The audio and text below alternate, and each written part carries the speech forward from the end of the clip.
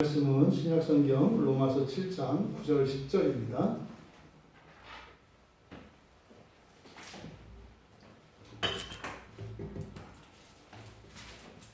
로마서 7장 9절 10절 말씀 우리 함께 읽겠습니다.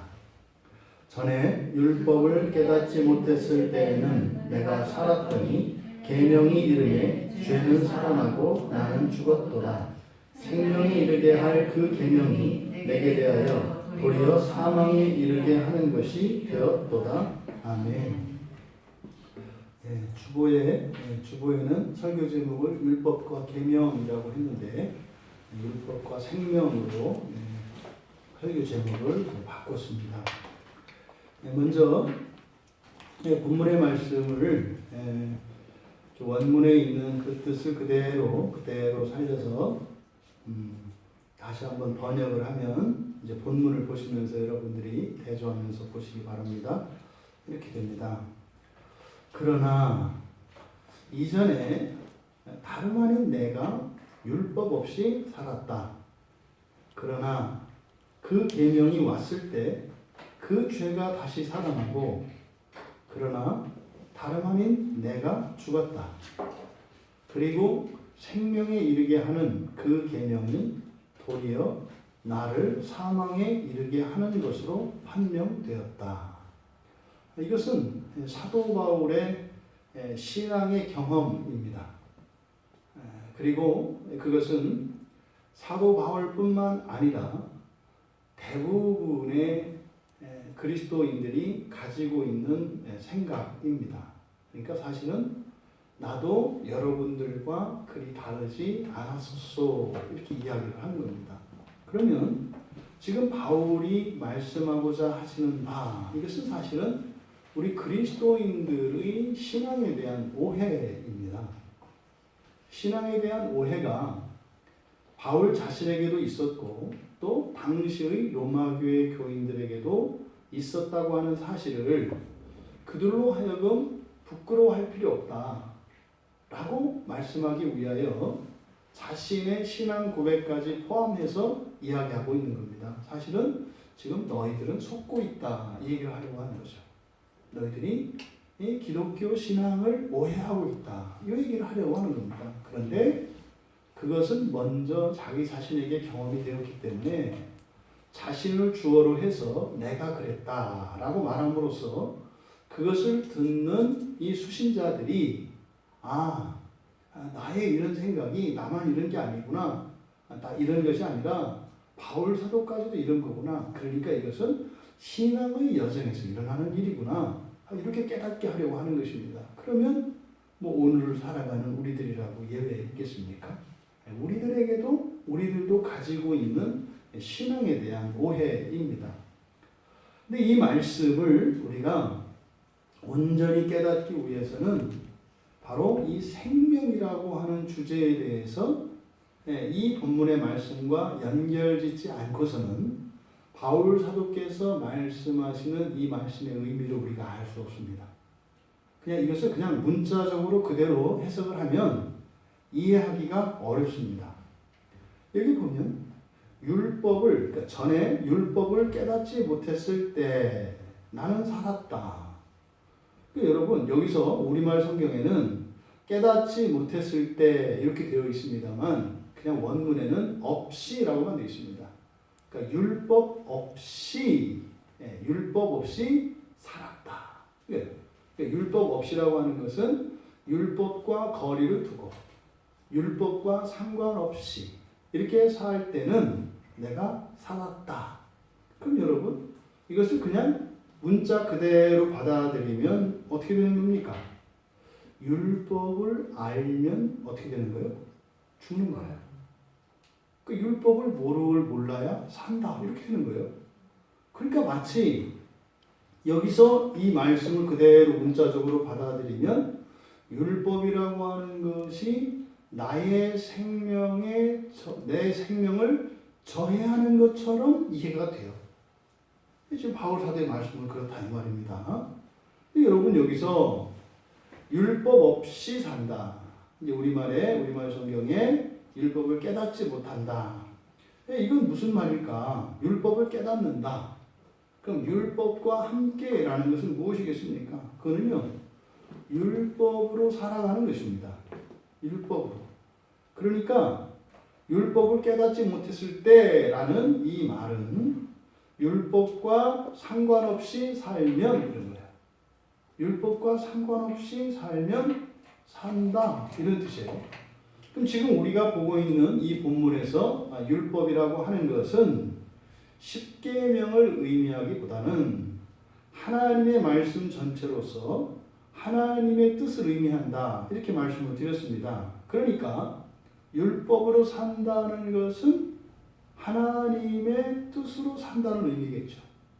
하나님의 뜻대로 산다는 의미예요. 그래서 여기서 바울 사도께서 말씀하시는 바는 하나님의 뜻과 상관없이 이게 이제 율법을 깨닫지 못했을 때죠.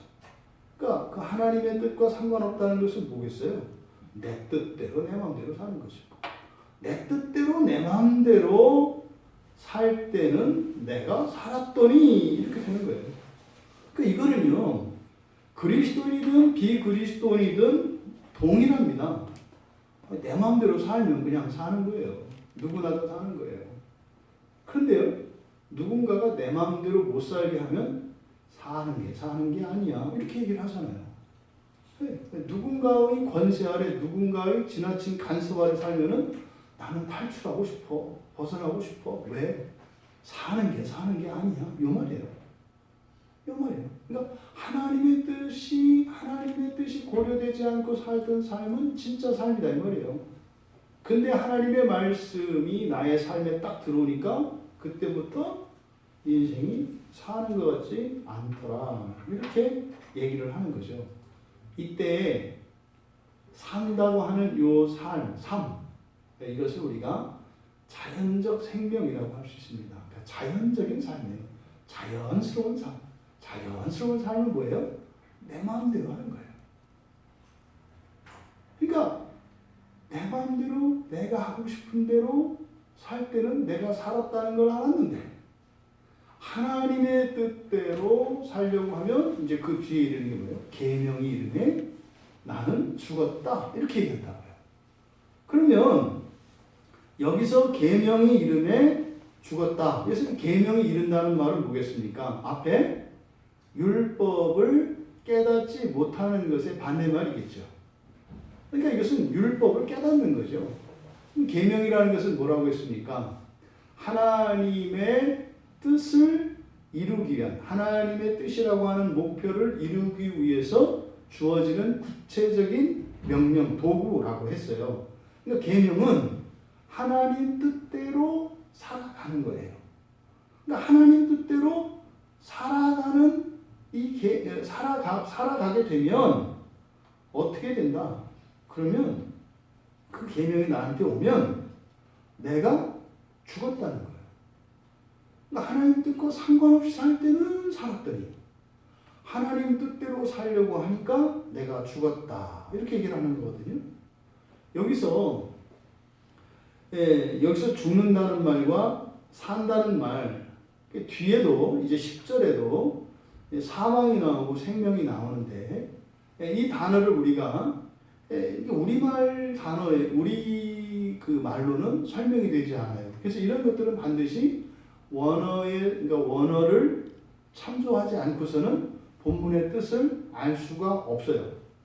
그러니까 여기서 계명이 이르면 죄가 살아나고 이때 살아난다라고 하는 말은 아나자오라는 말이에요. 우리가 부활에 대해서 살펴봤지 않습니까? 부활이라고 하는 것은 단순히 죽었다 살아나는 게 아니다. 그래서 죽은 사람만 부활하는 게 아니라 살아있는 사람도 부활을 한다. 그래서 부활은 뭐예요? 사람의 완성태라고 했습니다. 그것을 우리가 신인 또는 신인류 내지는 새로운 피조물 이렇게 이야기한다고요. 영화의 상태라고 하죠. 그게 부활이라고 말씀을 드렸습니다. 근데 오늘 성경에서 그 부활에 대한 그 말씀을 다시 한번 가르쳐 주고 있어요.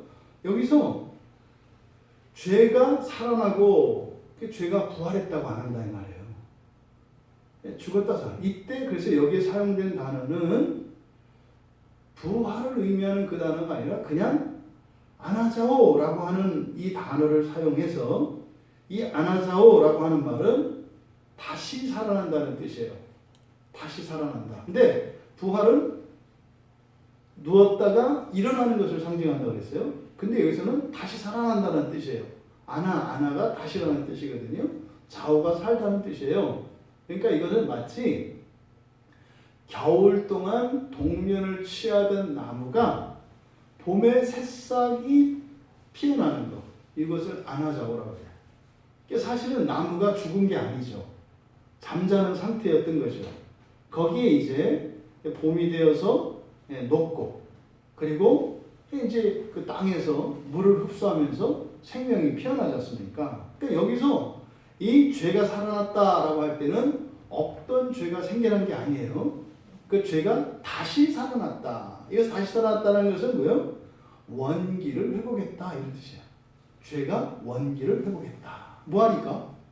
내가 율법대로 살려고 하니까, 하나님 말씀대로 하나님 뜻대로 살려고 하니까 뭐가? 죄가 원기를 회복하더라.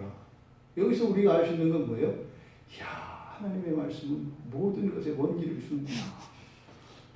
그럼 여러분, 죄에게도 생명력을 더해준다면, 그러면 하나님 백성들과 거룩한 생명에는 어떤 힘을 주겠냐 이 말이에요.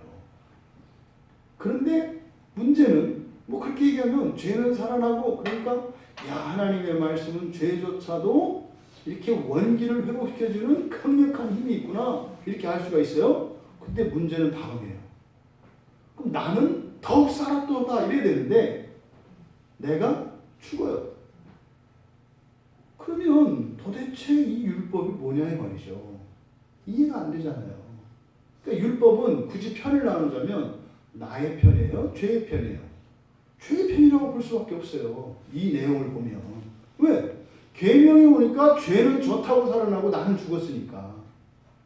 그래서 여기서 죽는다, 사는다라고 하는 이 개념의 생명에 대한 성경의 가르침을 알지 못하고서는 이 문장의 뜻을 이해할 수가 없어요.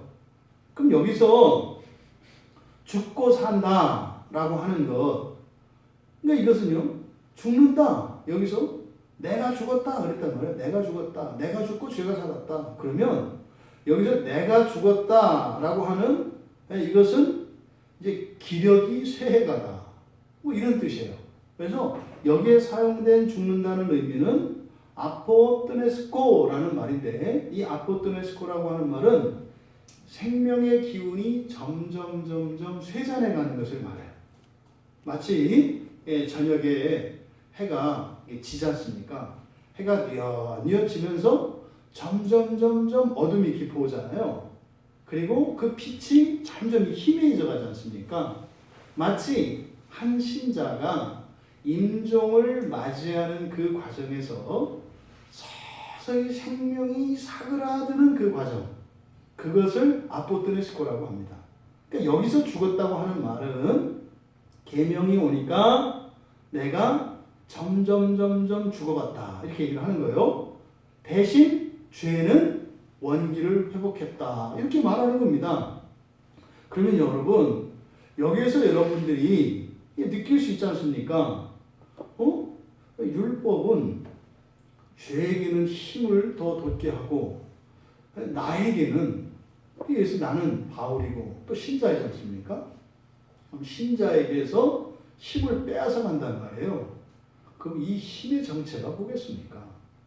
그러니까 나에게서 빠져나가는 어떤 힘이, 그것이 죄에게는 원기가 되어서 기력이 되어서 살아나고 있구나, 이걸 느낄 수가 있어요. 이게 마치 광합성 작용에서 일어나는 것과 같아요. 우리가 호흡을 할 때 우리는 이렇게 산소를 들여 마십니다. 산소를 필요로 하잖아요, 우리는. 그리고 대신 무엇을 내뿜어요? 이산화탄소를 내뿜어요. 그럼 이제 얘네들은 뭘 필요로 해요? 얘는 이산화탄소를 필요로 해요. 그리고 산소를 내뱉습니다. 그러니까 이 꽃이, 식물이 살아나는 생명의 원천과 우리가 살아가는 생명의 원천이 달라요. 그러니까 사람과 식물 사이에서는 우리가 생명을 유지하고 호흡을 하기 위해서는 우리는 산소가 필요하고 식물은 이산화탄소가 필요한 것처럼 죄와 내가 살아가는 방식과 살아가는 원리가 달라요. 그러니까 우리는 뭐예요? 우리가 버려야 하는 그것을 가져다가 죄는 그걸 먹고 힘을 차리고, 또 우리가 필요로 하는 그것은 사실은 죄가 죽을 때 나오는 그것으로 우리가 살아난다 이 말이에요. 그러니까 지금 죽는다 사는다 얘기를 하지만 여러분 이 세상에요, 나무가 지구 표면을 다 덮어요. 순식간에. 그럼 어떤 일이 일어날까요? 동물들은 못 삽니다. 만약에 이 세상에 나무로 꽉 차게 되면 뿜어내는 이 산소가 아니라 그 나무가 너무 꽉 차면 이 세상에 산소로 가득 차게 되잖아요. 그럼 산소의 밀도가 너무 높아도 사람이 못 살아요. 이게 그러면 사람이 자꾸 살아서 그러니까 호흡을 해야 이게 이산화탄소가 나오고 이산화탄소를 먹고 이렇게 살아가는데, 이 산소와 이산화탄소의 균형이 깨져버리면 어느 한쪽이 사라진다고요. 어느 한쪽이 사라지면 나중에는 전부 다 멸절이 되게 돼요. 이게 죄의 작전이죠, 사실은. 지금 여기서 죽는다 사는다 했을 때 그래서 두 가지 생명을 우리가 여기서 알 수 있습니다. 앞서 말씀드린 것처럼 내 마음대로 살 때 산다 할 때 그 사는 것, 이것을 자연적인 생명이라고 할 수 있어요. 자연적인 생명. 아담이 하나님께서 맨 처음 창조하셨을 때 살아있잖아요. 그럼 그 아담이 가지고 있는 최초의 생명은 뭐예요? 자연적인 생명이에요. 그런데 그 자연적인 생명이라고 하는 것은 반드시 죽게 되어 있습니다. 다만 생명나무의 열매를 따먹음으로써 죽음을 면하고 계속 생명을 유지할 수 있는 거죠. 그런데 계명을 딱 어기는 순간 어떻게 돼요? 죽음이 들어온다고요. 그러니까 그때 생명은 이 자연적 생명인데 그것은 반드시 죽는 생명입니다. 반드시 죽는 생명이에요. 그를 필멸적 존재라고 한다고요.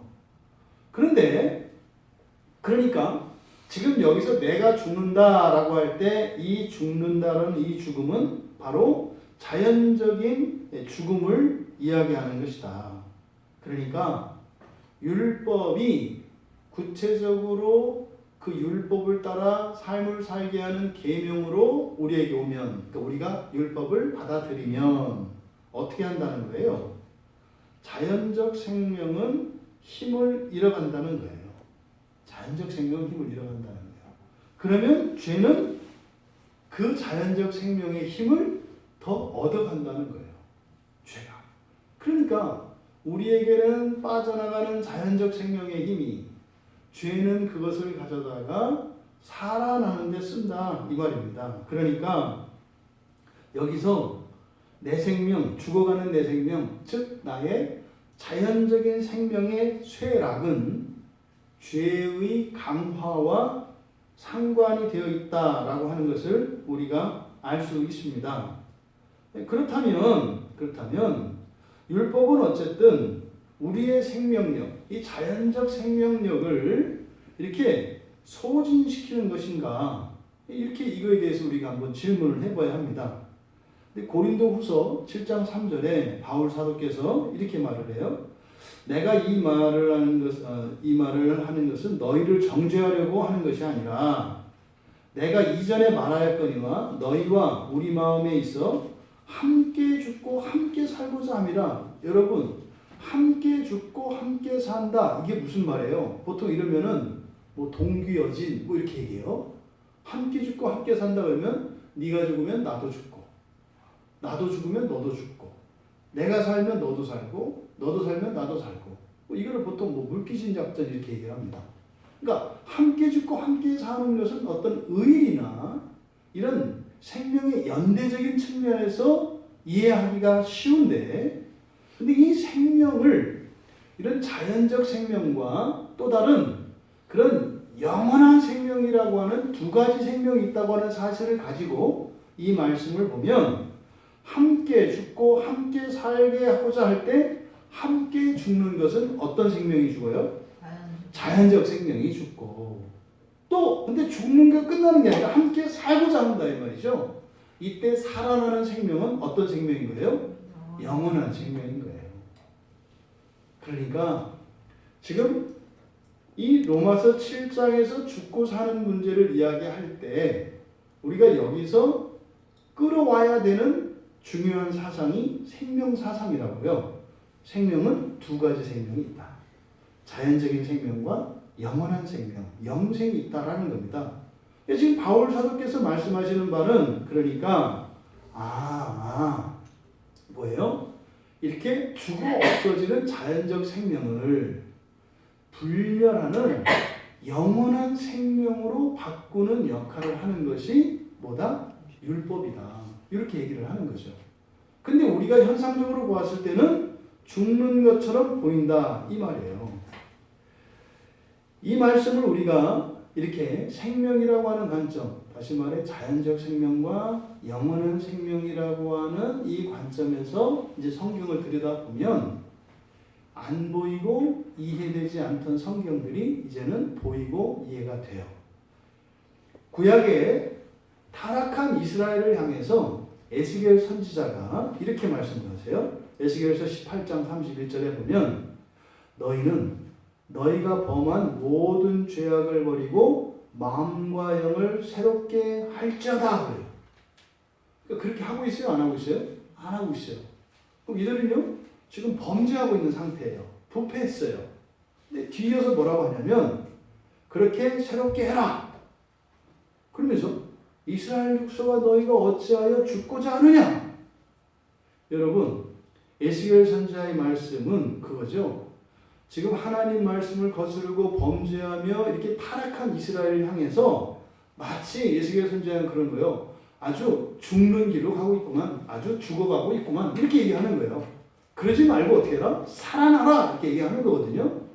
도덕적으로 판단하면 하나님 말씀대로 살라고 하니까 맞는 얘기지. 여러분들은 이미 이것을 비유적으로 이해를 하는 거예요. 실제적으로 생각을 해보세요. 여러분 이스라엘 백성들이 죽으려고 범죄했을까요? 네? 죽으려고 범죄했을까요? 천만이죠. 오히려 살려고 범죄하죠. 이 세상에 죽으려고 범죄하는 신자가 어디 있어요? 예? 어떤 신자가 죽으려고 범죄를 해요? 아니라니까요. 실제로 그런 얘기죠. 마치 망하기 위해서 범죄한다고 얘기하는 거예요. 뭐 가끔 있어요. 가끔 이렇게 일부러 감옥 생활이 그리워서 감옥에 가기 위해서 일부러 이렇게 하는 사람, 그 사람을 이렇게 경찰이 올 때까지 기다리겠죠. 그런 예외적인 거 말고 일반적으로 사람들이 범죄할 때는 그 사람 입장에서는 왜 범죄해요? 열렬히 살려고 하는 거예요. 죽을 수 없으니까 죄를 지어서라도 살려고 하는 거죠. 그러면 죄를 짓는 게 죽으려고 하는 거 아니라고요. 오히려 범죄하는 그 사람들은 살고자 몸부림을 치는 거죠. 그러니까 이때 죽는다 산다 할 때 이 생명이 자연적 생명이냐 영원한 생명이냐를 가지고 보지 않으면 이해가 안 된다. 그러니까 에스겔 선지자께서 어찌하여 죽고자 하느냐라고 할 때는 뭐예요? 영원한 생명을 죽여서 자연적 생명을 살리려고 하는 이스라엘에 대해서 돌이키라는 사랑의 권면인 거죠. 이해가 되는 거예요. 이 생명의 관점을 가지고 성경을 봐야 이게 보인다. 그러니까 성경에서 가르쳐주는 이 두 가지 생명, 영원한 생명과 이런 자연적 생명, 이게 이제 사실은 그 창조기사인 창세기 2장 17절에서 예수님 여호와께서 주셨던 그 말씀에 한 가지 생명을 얘기하는 거죠. 그때 아담과 하와에게 주신 생명은 어떤 생명이라는 거예요? 자연적 생명이죠. 왜? 죽으니까. 그러니까 선악을 알게 하는 나무의 열매를 먹으면 반드시 죽으리라 그랬잖아요. 그러니까 죽을 수 있는 생명이에요. 맨 처음 주신 생명은. 그러니까 우리가 이 세상 태어났을 때 모든 사람은 다 생명을 가지고 있어요. 근데 성경은 뭐라고 하냐면 너 죽었다고 얘기한다는 말이에요. 아니 살았는데 뭘 죽어. 응? 그러니까 그게 이 생명에 대한 성경의 가르침을 우리가 모르면 이해가 안 되는 거죠. 그래서 예수님께서 오셔서 두 번째로 우리에게 생명을 주세요. 어떤 생명이요? 영원한 생명이죠. 구약의 창세기에서 그 창조 기사에서 나타나는 것은 사람에게 자연적 생명을 주셨다는 거예요. 다른 동물이나 식물이나 이런 것과 같이 그들이 가지고 있는 생명과 다르지 않은 공통점이 있는데 그것은 자연적인 생명이에요. 어떤 조건이 갖추어지면 죽어요. 또 반대로 살기 위해서는 어떤 조건이 갖춰져야 살아요. 조건에 따라서 왔다 갔다 하는 이것이 자연적 생명이다. 그런데 예수님이 오셔서 생명을 주세요. 근데 그게 요한복음 12장 50절에 보면 성부 하나님께서 성자 하나님께 명령하신 것이 바로 그 영생이었다고 이야기를 해요. 그러니까 창세기에서 자연적 생명이 주어지고 그리고 신약에서 예수 그리스도께서 오셔서 영원한 생명이 주어지는 거예요. 비로소 사람에 대한 하나님의 계획이 드러나는 순간이죠. 사람은 이 세상에 있는 그런 피조물들과 달라요. 어떻게 해요? 영원한 생명이 주어져요. 이거는 천사도 가지지 못한 생명이에요. 영원한 생명은. 이것이 오직 하나님께만 있는 생명이고 하나님의 아들 삼은 신자들에게만 주어지는 생명이 바로 영원한 생명이에요. 요한복음에 이 사상이 잘 나타나 있습니다. 요한복음 3장 15절에 예수님께서 이제 구약의 놋뱀을 이제 말씀하시면서 그리스도께서 십자가에 달리는 것, 이제 놋뱀이 들리는 것을 십자가 사건과 연결지어서 말씀을 하시는데 예수님께서 십자가에 못 박히시는 것, 그래서 십자가에 못 박혀 매달리시는 것, 그 이유가 그를 믿는 자마다 영생을 얻게 하려 하십니다. 이렇게 얘기를 해요. 그리스도께서 이 땅에 오신 그리스도의 복음의 핵심은 뭐라고요? 영생, 부활이라고요. 새로운 생명을 갖는 것, 이게 핵심이다 이 말이에요. 아들을 믿는 자에게는 요한복음 3장 36절에서 반복해요. 영생이 있다. 영생이 있다. 또 요한복음 6장 47절에서도 진실로 진실로 너에게 이르노니 믿는 자는 영생을 가졌다. 그런데 요한복음 5장 40절에서 뭐라고 하냐면 그러나 사람들은 영생을 얻기 위해 그리스도께 다가가기를 원하지 않는다. 이렇게 얘기를 해요. 왜요? 영원한 생명보다 자연적 생명을 더 사랑한다고요. 심지어 누가복음 10장 25절에서는 빈정거리고 예수님을 시험해요. 율법교사들이. 그래서 내가 무엇을 해야 영생을 얻을까요? 이렇게 물어봐. 이건 질문이 아니에요. 빈정거리고 예수님을 시험하는 겁니다. 이와 같이 바로 이 두 가지 생명에 대한 이해는 성경 말씀을 여는 중요한 열쇠입니다. 죽고 사는 것과 관련해서 성경에 언급되어지는 죽는 것과 사는 것에 관련된 이런 성경의 진술들은 바로 자연적 생명과 영원한 생명의 관계를 얘기하는 거예요. 그러니까 뭘 얘기하고 싶은 겁니까? 우리 안에 있는 자연적 생명이 무엇으로 대체되어야 하는 거예요? 영원한 생명으로 바뀌어야 하는 거예요. 영원한 생명이에요. 이 생명에 대한 이해가 있어야 이 바울 사도의 이 말씀을 이해할 수가 있는 겁니다. 그런데 문제는 지금 여기에 보면 사람들이 뭐라고 한다. 이렇게 생명의 율법이라고 하는 이것이 우리로 하여금 죽게 한다 이렇게 생각한다는 거죠. 사람들 생각에는. 근데 여러분 성경에서 우리에게 가르치는 바 앞에서 우리가 살펴보았습니다만 사망의 원인이 율법입니까? 아니잖아요. 율법이 사망의 원인이 아니라 사망의 원인은 무엇이에요? 죄라고요.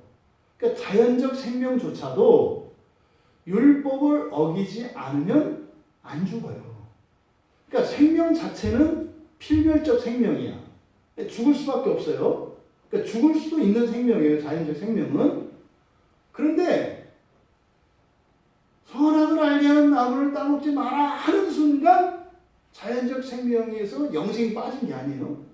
원래 그 생명 자체가 죽는 생명인데 그 죽는 생명을 죽지 않고 영속적으로 유지하려고 하면 계명을 지키면 돼요. 그러면 죽지 않을 수 있어요. 그러니까 그 계명 때문에, 그러니까 율법 때문에 그 생명이 죽게 된 게 아니라 원래 그 생명은 죽을 수밖에 없는 생명이에요. 그러면 아담과 하와가 죽게 된 것은 뭡니까? 범죄했기 때문이에요. 그것을 따먹었기 때문에 죽은 거지 죽을 수밖에 없는 생명을 주었기 때문에 죽는 건 아니다 이 말이에요. 죽는 것 자체는 없어요 원래. 네, 이렇게 자연적 생명을 주셔서 이제 하나님의 때가 되면 그리스도께서 오셔서 영원한 생명으로 죽지 않고 부활을 시키려고 하셨죠. 그런데 하나님의 계명을 어겼어요. 어김으로써 사망이 들어왔다고요. 그래서 이 부활이 2단계를 거친다고요. 죽은 사람의 경우에는 다시 되살아나는 1단계, 그리고 살아서 존재가 변화되지는 2단계의 형식으로 부활이 성취된다 이 말이에요. 그러니까 사망의 원인은 율법이 아니라 죄죠. 아담이 이제 930년을 산다고요. 그러니까 가인과 아벨 사건이 있고 나서 이제는 비로소 이제 130에 아담의 형상을 닮은 셋, 이것도 상징적이에요. 맨 처음에 가인과 아벨을 낳는데 어쨌든 거기서 살인 사건이 있어서 하나는 죽고 하나는 범죄에서 쫓겨났잖아요. 근데 그리고 나서 그 이후에 셋을 낳아요. 근데 그게 이제 130에 낳는데 비로소 130이 되어 아담의 형상을 닮은 자식을 낳았다 이렇게 얘기를 해요. 그러니까 굉장히 상징적인 표현이에요. 그러니까 우리가 온전한 신앙을 갖기 위해서 이런 기간이 반드시 필요해요. 그리고 나서 이제 800년을 더 사니까 930년을 살다가 죽었다고요, 아담이. 근데 그렇게 죽은 것은 그가 자연적 생명을 가지고 있었기 때문에 죽은 것이 아니라 죽음의 직접적인 원인은 범죄한 것이었다고요. 범죄한 것. 이것을 우리가 기억해야 합니다. 자연적 생명은 죽는 생명이지만 그 율법 때문에 죽은 것이 아니라 죄 때문에 죽었다. 여기에 이제 죄의 속임이 있는 거예요. 죄는 뭐라고 그래요? 범죄에서 죽은 게 아니라 율법 때문에 죽었다고 얘기를 해요. 뭘까요? 애시당초 죽지 않는 생명을 주든지 애시당초 죽는 계명을 주지 않았다면 계명을 어겨도 죽지 않을 거냐, 죽지 않을 거 아니냐 말은 된다 이 말이에요. 말은. 그러니까 뭐요? 에덴 동산에서 선악을 알게 하는 나무를 치워버리면 뭘 따먹더라도 죽지 않았지 않느냐. 이거에 대해서 굉장히 많은 사람들이 궁금해야 합니다. 교인들. 그리고 이거 사실 대부분 답을 못 얻고 있어요. 속으로 이렇게 하나님 봐주고 있다고 그랬죠. 하나님 대부분 그리스도인들 하나님 봐주고 있어요. 이 문제 때문에. 내가 뭐 원죄라고 하고 죄인이라고 하고 죽었다고 얘기하는데 뭐 말은 안 해서 그렇지. 뭐 그 선악을 알게 하는 놈은 누가 났대? 거기다가 누가 났대? 뭐 내가 났나? 이렇게 얘기한다고요. 그게 없었다면 죽지 않았을 것이다. 이렇게 얘기를 하는 거죠. 이게 사실 뭐예요? 죄의 속임이라고요. 근데 이것을 왜 이런 생각을 하느냐? 영원한 생명을 모르기 때문에 이런 얘기를 하는 거예요. 영원한 생명을 모르기 때문에. 그러니까 자연적 생명에서 영원한 생명으로 바뀌는 데는 순종이 필요해요. 순종. 그래서 자연적 생명 플러스 순종은 영원한 생명이 되는 거예요. 그런데 순종하지 않고 죄를 졌기 때문에 죽는 거죠. 이게 마치 많은 그리스도인들이 이런 신학적인 오해, 성경적인 오해입니다. 일상생활에서의 오해가 그런 거 있어요. 어떤 사람이 예수를 믿고 열심히 살았어요. 근데 안 좋은 일이 생겼어요. 그래서 어떤 생각이에요? 그거 봐라. 교회 가니까 잘 되기는 고사하고 네 인생에 어려운 일이 생기잖아. 예수 믿으면 그런 환난이 온다더라. 너 교회 가서 그래. 이런 생각이 왜 나온다고요. 아, 내가 종교를 바꿔서 이런가? 이런 생각이 온다고요. 이게 두려워서 못 오는 사람도 있어요. 만약에 바꿨다가 내가 죽으면 어떡하지? 이런 생각을 한다 이 말이에요. 이게 사실상 교회 안에 있는 많은 신자들이 가지고 있는 고민입니다. 잊지 말아야 돼요. 사망은 뭐로 말미암는다? 죄로 말미암는 거예요. 그리고 이미 이 세상의 모든 환난과 이런 고난, 고통스럽고 슬프게 하는 이렇게 부정적인 이 모든 것들은 언제 시작됐어요? 아담 할아버지가 범죄하는 순간부터 이미 이 세상에 그냥 하늘에서 장대비 쏟아지듯이 그냥 이 세상을 확 쏟아서 그냥 다 덮어버린 거예요. 그게 이제 노아의 홍수 때 물로 세상이 덮여서 완전히 몸에 배어버렸죠. 그냥. 사망이 다 배어버렸어요. 우리 안에. 벗어날 수가 없다고요. 그래서 사실은요. 어떤 사람이 어떤 불행을 겪어요. 근데 자꾸 사람들이 어떻게 생각하냐면 불행의 원인을 찾으려고 한다고요. 근데 원인을 찾을 필요가 있어요? 없어요? 없어요. 이미 다 얘기했어요. 아담이 에덴 동산에서 범죄했을 때 그게 이미 우리에게 운명 지어졌다는 거예요. 우리에게는 갑작스럽게 불행한 일이 생긴 것 같지만 이미 그 불행은 운명적으로 예고되어 있어요. 언제 나올지만 모를 뿐이지 예고되어 있다고요. 그러면 어떤 사람이 예수를 믿고 신앙생활을 하잖아요. 그러면 죄가 어떤 방식으로 속이냐면 앞으로 일어날 환난과 불행 확 당겨서 쏟아버려요. 그러면 신자들은 어떻게 생각해요? 나의 이렇게 신앙생활을 하는 이것이 불행의 원인인 것처럼 착각하게 한다고요. 이게 죄가 속이는 방법이에요. 그럼 환난과 고난은 원래 다 오게 되어 있어요. 고통, 총량의 법칙. 고통은 정해져 있어요. 그건 반드시 우리가 겪게 돼 있어요. 다만 우리가 예수를 믿으면 어떻게 돼요? 그 고통이 말라버려요. 고통과 불행이 말라버리는 거예요. 이렇게. 단지 시간적으로 앞에 확 닥쳐오니까 엄청나게 더 많은 게 앞에 남아있는 것 같지만 사실은 여러분이 신앙 때문에 이런 박해와 환난을 받을 때 기뻐해야 돼요. 무슨 증거예요? 내가 받아야 될 이런 환난과 박해의 총량이 줄어들었다는 의미예요. 지금 닥쳤지만 줄어들었다는 의미라고요. 그러니까 사실은 내가 예수를 믿지 않았더라면 앞으로 겪게 될 더 큰 고난과 환난이 시간적으로 앞당겨지면서 감소되면서 시간적으로 앞당겨 온 것이다. 이렇게 이해해야 된다 이 말이에요. 그러니까 그것은 불행한 게 아니라 뭐예요? 감사한 거죠. 이게 뭡니까? 예방주사예요. 예방주사는 먼저 걸리는 거죠. 땡겨서 걸리는 거잖아요.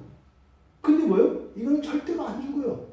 이것 때문에 면역성이 생겨서 우리가 건강해지죠. 그러니까 신앙 때문에 겪는 모든 환난과 불행, 이거 뭐예요? 그렇게 엄청나게 경건하게 살고 있는 게 아니에요. 여러분들이 예수를 믿고 교회를 다니면서 겪는 모든 불행을 말하는 거예요. 이건 한마디로 보다 예방주사다. 예방주사다. 예방주사는 앞으로 이걸 맞지 않았더라면 겪었어야 할 어마어마한 고통과 환난이 있어요. 그거를 대신하기 위해서 받는 거예요. 그럼 또 이제 머리가 똑똑한 우리들은 그래도 이게 지옥 같다고요. 이렇게 얘기한다고요. 그럼 그게 지옥 같으면 그 너머에 있는 건 뭐겠냐. 이렇게 생각을 해야죠. 아, 그건 그래도 지금 당장 목구멍이 포도청이라고요. 목구멍이 포도청이도 넌 살아. 이걸 여러분들이 기억하셔야 돼요. 결코 가벼이 볼 수는 없습니다. 하지만 이런 환난을 겪는 사람들은 장차 내가 겪지 않으면 안 되는 감당할 수 없는 그 환난을 대신하는 것이다. 그게 종말론적으로 뭐예요? 죽고 난 뒤에 사후 인생에서 오는 천년지옥이에요. 그리스도인이 살면서 겪는 모든 환난은 천년지옥을 대신한다니까요. 이유 없어요. 예수를 믿기 때문에 그래요. 예수를 믿기 때문에. 그래서 고난 가운데에서도 환난 가운데에서도 우리가 감사할 수 있는 겁니다. 이건 결단코 말장난이 아니에요. 성경의 가르침입니다. 그러니까 이런 자연적 생명을 영원한 생명으로 바꾸어가는 이 과정에 우리들이 고난과 환난을 겪어요. 그것은 사실은 앞으로 겪어야 할 무한한 고통의 최소화된 분량이 그리스도인의 현재의 삶에서 겪는 고난과 고통이다라고 하는 것을 우리가 기억해야 합니다. 그러고 있잖아요. 천냥빛을 말로 갚는다는 우리말 속담이 있어요. 좋아요, 안 좋아요? 좋아요. 말 한마디로 천냥빛을 갚는다는 게 좋잖아요. 그게 예방주사 같은 거죠. 말로 갚을 수 있다는 게 얼마나 좋아요. 그게 바로 그리스도를 믿는 자들에게 일하는 일이에요. 일을 늦추면은 뭐 이렇게 간단히 적은 비용으로 해결할 수 있는 것을 크게 이제 손해를 입는 거, 뭐 이렇게 호미로 막을 거, 가래로 막는다. 그러니까 바로 조치하지 않아가지고 엄청나게 수고해야 되는 거. 이건 반대죠. 반대잖아요. 그리스도의 고난은 뭐예요? 가래로 막을 거, 호미로 막는 거라고요. 호미로 막는 거. 이게 바로 이 영원한 생명과 자연적 생명으로 교체되는 과정에서 일어나는 고난이라고요. 그러니까 영원한 생명에 대한 그 가치와 그리고 그것에 대한 사모함이 없는 사람에게는 현재 겪는 고난이 너무나 고통스럽고 불행한 것으로 여겨지는 거죠. 그러니까 우리가 율법을 따라 살고자 할 때 믿음으로 살아갈 때요. 여기서는 이제 율법을 따라 계명이 왔다. 이건 뭐예요? 신앙을 가지고 살아가는 걸 말해요. 그렇게 살아가는 사람들의 삶 속에서 경험하게 되는 죽음은 부정적인 거라고요. 근데 그 죽음은 자연적인 죽음이고 자연적인 생명의 죽음이고 그것은 이렇게 우리에게 해가 되고 손해가 되는 것이 아니라 오히려 그것들이 사라지는 자리에 영원한 생명이 대신 들어오기 때문에 생겨나는 피치 못할 과정이다 라는 것을 우리가 기억해야 합니다. 여러분, 자연적인 생명을 영원한 생명으로 바꾸는 그 일에는 반드시 죽음과 같은 꺼려지는, 그래서 사람들이 그렇게 소원하지 않는 그런 아픔과 고난이 반드시 있습니다. 그래서 죄는 우리에게 내 생명이 죽는다. 그러니까 어떻게 해요? 율법을 따라 살지 마라. 율법을 따라 살면 어렵다. 이렇게 얘기한단 말이에요. 실제로 여러분들이 생활 속에서 뭐 얼마든지 경험할 수 있거든요. 이어서 10절에서 생명에 이르게 할 계명 내게 대하여 도리어 사망에 이르게 하는 것이 되었다. 이게 무엇이에요? 무슨 말이 안 되는 말이라고요. 그러니까 부당하죠. 10절의 내용을 보지 않습니까? 원래 계명, 율법 같은 말이에요. 여러분, 생명을 위한 율법이라는 거죠. 원래 계명은 어디요? 영원한 생명을 위해서, 우리의 행복, 우리의 구원을 위해서 인도하는 거라고요. 그러면 생명을 위한 이런 계명, 그런데 뭐요?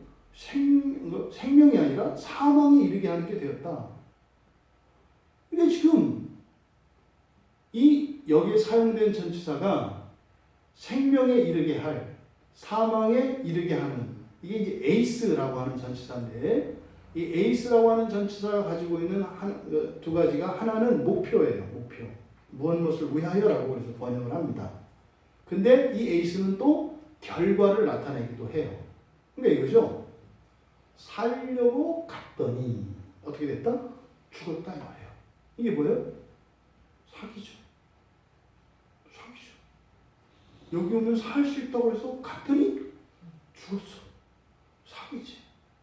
여기 지금 10절에 생명이 이르게 할 계명이 내게 대하여 도리어 사망이 일어나는 것이 되었도다 이렇게 얘기했거든요. 여기서 되었도다 라고 하는 이 헬라어는 되다라는 말이 아니에요. 유레떼라는 말인데, 유레떼라고 하는 말은 실험에서 실험 결과 판명이 된 걸 말해요. 그러니까 내가 경험을 통해서 확실히 알게 된 거예요. 그러니까 그런 거예요. 율법대로 살면서 한다 그래서 율법대로 갔더니 어떻게 했더라? 죽었더라. 지금 교회 다른 사람들이 다 이 생각을 하고 있어요. 그 사람들한테 이렇게 복음을 전하면 뭐라 그래요? 다 해봤어. 나 아직 그래서 안 다니잖아. 다 했어. 곧 떠나. 자기들은 다 해봤다는. 요게 지금 되었도다라고 번역된 이 말이에요. 판명되었다 이 말이에요. 이게 바울 사도도 옛날에 이런 생각을 가지고 있었고, 지금 교회에 있는 이 로마 교회에 있는 그리스도인들이 이런 생각을 하고 있고, 한국 교회에 있는 교인들도 이 생각을 한다 이 말이에요. 우리말로 우리 시대 말로 하면 뭐예요? 너무 열심히 하지 마. 공감이 확 되시죠? 너무 열심히 하지 마. 적당히 해. 그거요. 사망에 이르게 하는 것이 되었도다. 특히 우리 권사님들 많이 겪어보실 거예요. 아이고 다 소용없어. 다 해봤어. 다 소용없어. 이게 이제 뒤로 물러선다고요. 이게 뭐예요? 경험적으로 아시는 거죠. 그런 분들한테 목사들이 아무리 얘기해보세요. 젊은 목사들이 와가지고 뭐 미주알 보잖아요. 네. 다 아는데, 아이고, 나를 뭘로 보고, 내가 순해 보이나?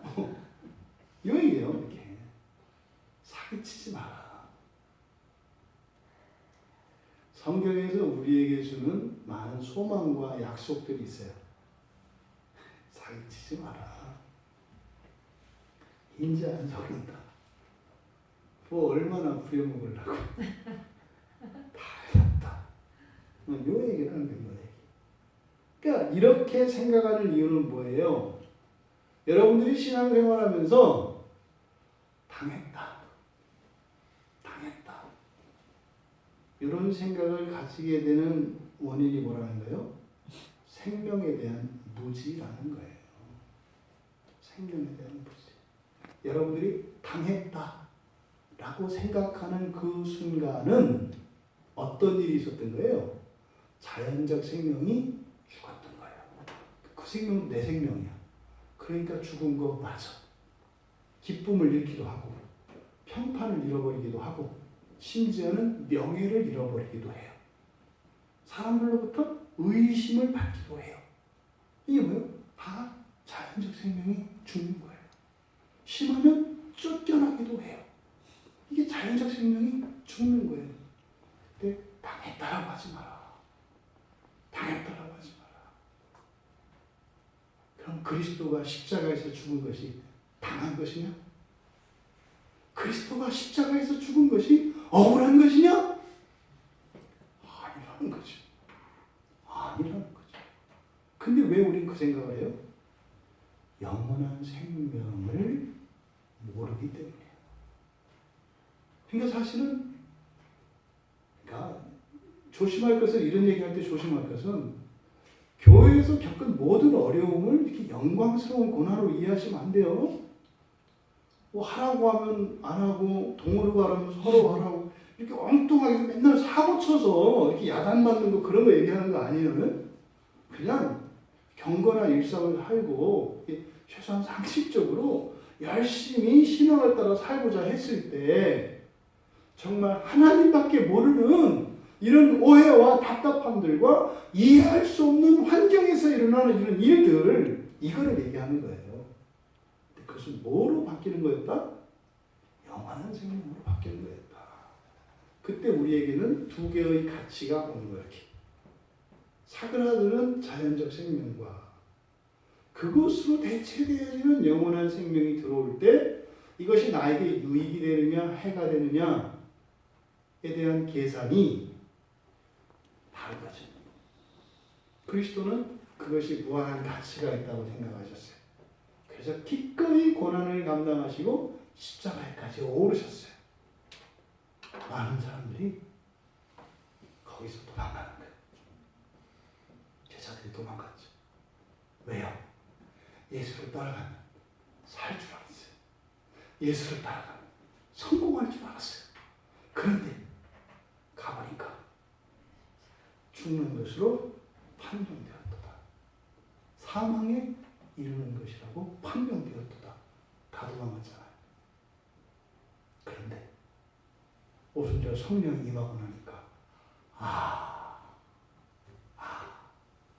당하는 게 당한 게 아니라 이것은 비교할 수 없는 큰 가치로 영원한 생명으로 바뀌는 과정이었구나. 이것을 깨달은 거죠. 그래서 돌아온 거죠. 바로 이런 율법에 대한 혼란과 오해. 그러니까 오늘날도 계속 율법에 대한 얘기가 많아요. 율법을 지켜야 되냐, 알아야 되냐, 율법이 유효한 거냐, 무효한 것이냐, 율법이 폐기됐느냐, 완성됐느냐, 끝없이 율법에 대한 말도 안 되는 논쟁이 신학자들 사이에서 계속 이루어지고 있어요.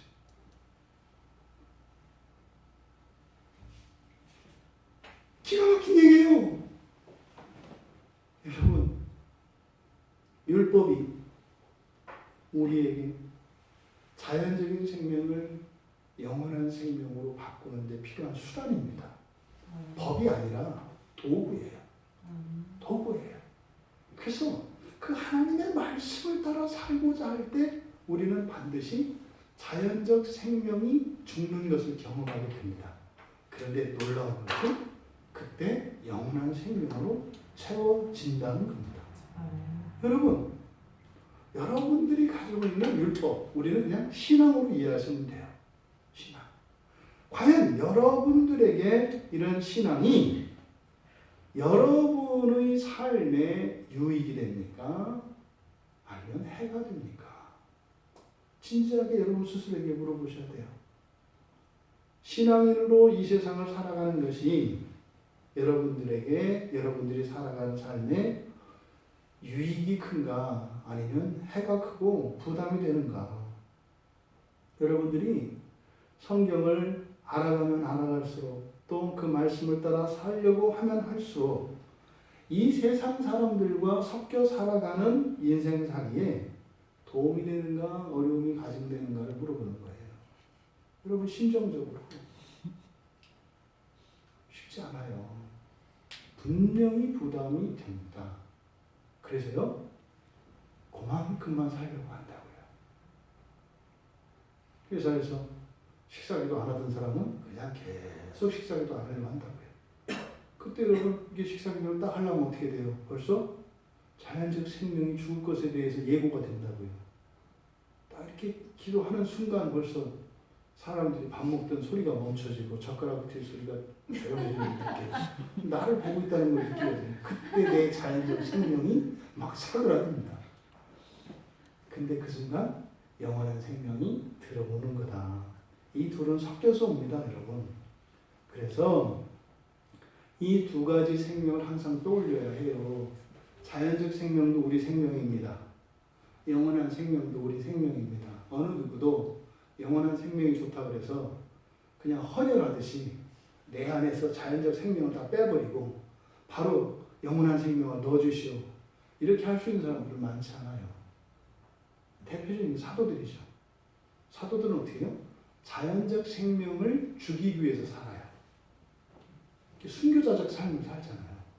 그러니까 이거를 죽이면 자연적 생명이 사그라들면 사그라들수록 내 생명이 사라지는 게 아니라 영원한 생명으로 바뀐다는 걸 알기 때문에 그렇게 살아요. 정도의 차이는 있겠죠. 하지만 기본적으로 우리들은 영원한 생명이 자연적 생명보다 가치가 훨씬 크다는 것을 기억해야 합니다. 그래서 율법을 따라 살아가는 그 일을 두려워하지 말아야 합니다.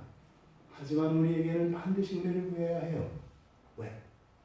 자연적 생명이 죽어갈 때는 두려움과 고통이 동반되기 때문에 그것을 견딜 힘이 필요합니다.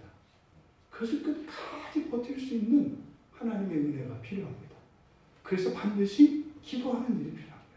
반드시 말씀을 듣고 설교를 듣고 진리를 새로 알아가는 일이 반드시 필요한 거예요. 그게 없으면요, 못 버팁니다. 금세 자연적 생명을 살기 위해서 영원한 생명을 포기하게 돼 있어요. 그러니까 이런 자연적 생명을 영원한 생명으로 바꾸는 것은 말로 쉬워요. 자연적 생명보다 영원한 생명의 가치가 비교할 수 없을 정도로 큽니다, 여러분. 여러분에게 있는 자연적 생명, 영원한 생명으로 바꿔야 합니다. 그럼 당연히 우리는 그렇게 살아야죠. 근데 문제는 우리는 살아있는 생명체예요. 감정이 있어요. 그리고 감각이 있어요. 여러분, 병원 가서 예방주사 맞고 수술하면 고쳐진다는 거 누가 몰라요? 안 가지는 거예요. 자꾸 핑계대고 뭐 월요일이나 화요일이나 수요일날 다음 주에 자꾸 미루는 거예요. 뭐 주사 맞기 싫어서. 그게 우리들의 성정이라니까요. 그러니까 하나님의 은혜가 있지 않고서는 이렇게 진리로 우리에게 계시가 전해진다 하더라도 그렇게 사는 것은 하나님의 은혜가 절대적으로 필요하다. 그러니까 여러분들이 이런 자연적 생명을 영원한 생명으로 바꾸는 것, 이것은 결국 하나님 자녀 되는 것인데 그 일을 위해서 살고자 한다면 그 가치 판단 기준을 가지고 그런 고난과 환난이 와도 그것의 의미를 생각해야 돼요. 안 아파 고통스럽지 않아. 그 하다가 좀 있으면 하고 이게 나온다고. 아파. 근데 그것보다 더 큰 가치를 알고 그것을 추구하면서 가는데 내 힘으로 안 되죠. 하나님 버티는 힘을 주세요. 버티는 힘을 주세요. 이길 힘을 주세요. 그때 하나님의 은혜가 임하고 그때 우리의 본성이 변화됩니다. 생명이 바뀔 뿐만 아니라 우리의 본성도 바뀌어요. 세술은 셰프대. 새 생명이 담기려면 여러분들은 새로운 존재가 되어야 돼요. 그래서 새로운 생명으로 바꾸는 것이 우리에게 유익이잖아요. 우리가 그것을 위해서 살아갈 때 하나님이 우리의 본성을 새롭게 바꿔주시는 거예요. 이것이 바로 이 생명의 원리인 것입니다. 이 영원한 생명과 그러면 자연적 생명 사이에 갈등이 있어요. 꼭 그 영원한 생명을 위해서는 꼭 자연 생명이 죽어야 돼요? 이러면은 진통제 듣지 않는 그 진통과 같은 느낌이 든다고. 좋긴 좋은데 그러면 계속 아파야 생각하니까 이게 찌긋찌긋한다 이 말이에요. 그러니까 가긴 가야 되겠는데 그렇게 살 생각하니까 끔찍하잖아요. 우리가 영원한 생명을 얻을 때 반드시 자연적 생명이 손을 대느냐? 그렇지 않아요. 중요한 것은 뭐예요? 기준이에요, 기준. 이 자연적 생명과 영원한 생명에 대한 가치가 우리 안에 확고하게 서면 자연적 생명도 같이 커갑니다. 근데 우리 안에 가치가 확고하지 않을 때 이런 자연적 생명으로 위협하는 거예요. 위협하는 거예요. 이게 마귀가, 죄가 역사하는 방식이에요. 겁나게 하고 말이죠. 망할 것 같고 말이죠. 잘못될 것 같고 말이죠. 그러니까 되게 다른 데로 빠지게 한다고요. 그래서 영원한 생명을 추구하지 못하게 한다고요. 여러분, 결단이 굉장히 중요해요. 확정하는 게 굉장히 중요해요. 그러면 현실적으로 이런 자연적 생명이 죽어가는 일을 현격하게 줄일 수 있어요. 뭐하면? 결단하면. 확고하게 결단하면. 죽여라! 못 죽여요. 죽여라 하는데 죽이면 순교인데? 못 죽여요, 마귀가. 죽이지 마라 할 때까지 기다린다고요. 그럼 어떻게 죽이지 마라 하려면 뭐예요? 하나님을 자꾸 가지게 해야 돼, 이렇게. 사랑하는 것들을 많이 만들어줘야 죽인다? 죽이지 마세요, 이렇게 되는 거예요. 그때 이제 계속 죽음으로 위협할 수 있죠. 그러니까 그런 사람은 자꾸 갖게 만들어, 이렇게. 사랑하는 것을 많이 갖게 한다고요. 그래서 뭐 건강도 없고 재산도 없고 명예도 없고 아무것도 없어. 그 사람한테 죽인다, 기다렸다, 뭐 이럴 거 아니에요. 그 안 그래도 내가 죽기가 소원인데 예수 믿어서 못 죽고 있었는데 고맙다, 날 좀 죽여라 이럴 거 아니에요. 절대로 안 죽여요. 그럼 가서 어떻게 해요? 야, 돈 좀 찔러줘라. 좀 재산도 얻으려. 건강도 살려. 그럼 이제 어떻게 해요? 맨날 죽는 게 소원이라고 하던 사람이 이제 죽지 않으려고 이제 불로초를 먹고 이제 막 이렇게 다니는 거예요. 그러면은 이제 마귀가 종으로 부를 수 있죠. 너 죽인다. 너 죽인다. 이렇게 자연적 생명을 가지고 위협하죠. 마귀가 자연적 생명을 뺏을 수 있어요, 없어요? 있어요. 몸은 죽여요. 몸은 죽여요. 망하게 할 수도 있어요. 병들게 할 수도 있어요. 근데 문제는 신자들에게 먹히지 않을 때 절대로 안 죽여요. 절대로 안 죽여요. 그건 영광이 되거든요. 여러분, 이 가치, 영원한 생명에 대한 절대적인 가치에 결단하시고 확고하게 서십시오. 이거는 그냥 여러분 이 세상 사는 동안에 신상의 편의를 위해서 얘기를 하는 거예요. 이 결단을 하면 이런 자연적 생명이 쇠락해지는 그것 때문에 여러분들이 겪어야 할 환난과 이런 것들은 훨씬 줄어든다. 하지만 절대적인 가치는 영원한 생명이 있다는 것, 이것을 기억하시기 바랍니다. 여러분, 오늘 말씀을 통해서 여러분들의 신앙에 대한 오해를 점검할 수 있게 되기를 바랍니다. 우리 신앙생활의 궁극적인 가치가 무엇입니까? 영생입니다. 그 영생이 완성된 상태, 부활이라고 했잖아요. 그것이 궁극의 가치라는 것을 잊지 마십시오. 한날 한날 이런저런 어려움과 시험과 환난이 있을 수 있습니다. 그것이 끝으로 그것을 목표로 보지 마십시오. 그런 환난을 자연적 생명이 죽어가는 것으로 여러분들이 승화시키십시오. 똑같은 고난을 겪지만 어떤 사람은 영원한 생명을 끌어들이는 수단으로 그런 환난과 고난을 이용하고, 어떤 사람들은 그저 자연적 생명만 죽어가는 피해만 있게 됩니다. 이게 그리스도인에게 일어나는 것이에요. 여러분들은 신앙의 방해를 받고 위협하는, 그리고 영생을 막는 이 영원한 생명이 아니라 자연적 삶, 자연적 생명을 추구하도록 하려는 것, 이것은 죄와 사단의 시험이며 공작입니다.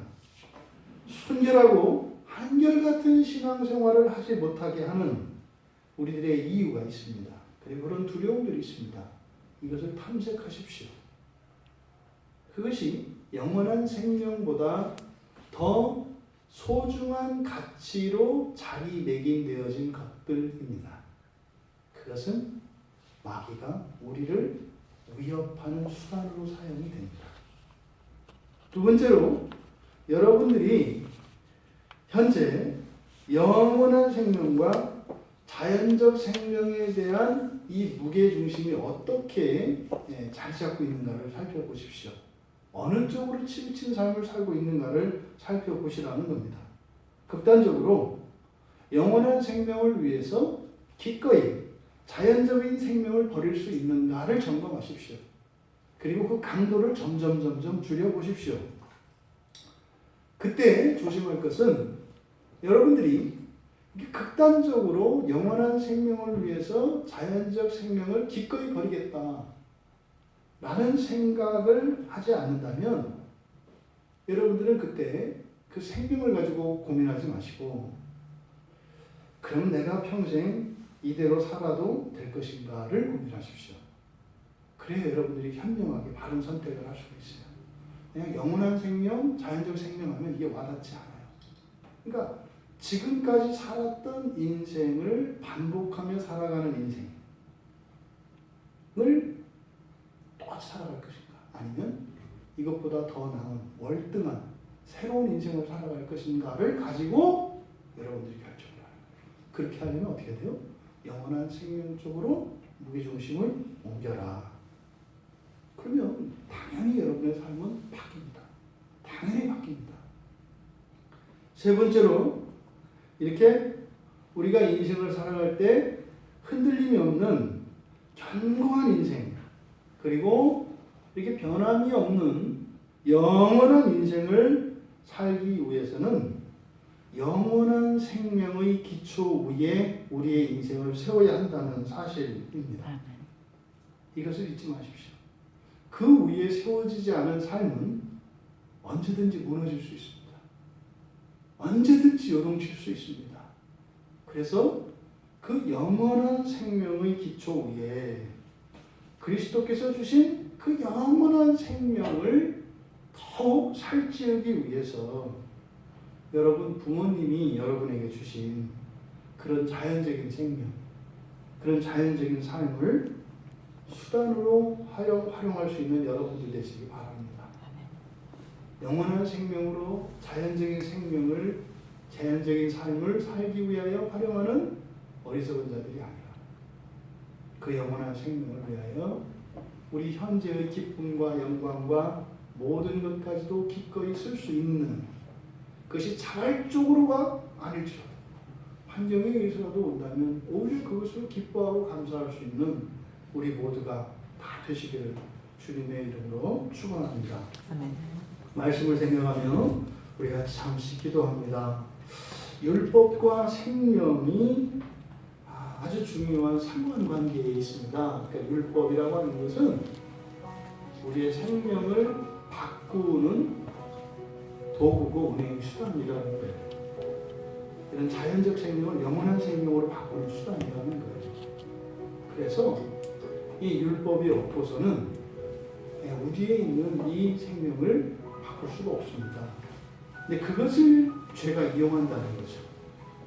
그것을 죄가 이용한다는 거예요. 그래서 원래 이게 자연적 생명을 영원한 생명으로 바꾸기 위한 것이 율법인데 죄는 이것을 이용해서 오히려 영원한 생명을 감소시키고 자연적 생명을 더 추구하도록 죄가 역사한다는 거예요. 이게 고의 여기가 뒤에 나오는 이야기입니다. 오늘 말씀을 생각하며 우리들의 삶을 돌아봅시다. 그리고 우리가 열렬히 신앙을 따라 살지 못하게 하는 그 무엇, 내 안에 주저함이 있습니다. 두렵게 하는 무엇이 있습니다. 또 우리들이 지금까지 살면서 신앙생활에 있었던 이런 오해들이 무엇인지 우리 같이 하나님의 은혜를 구하며 잠시 기도합니다.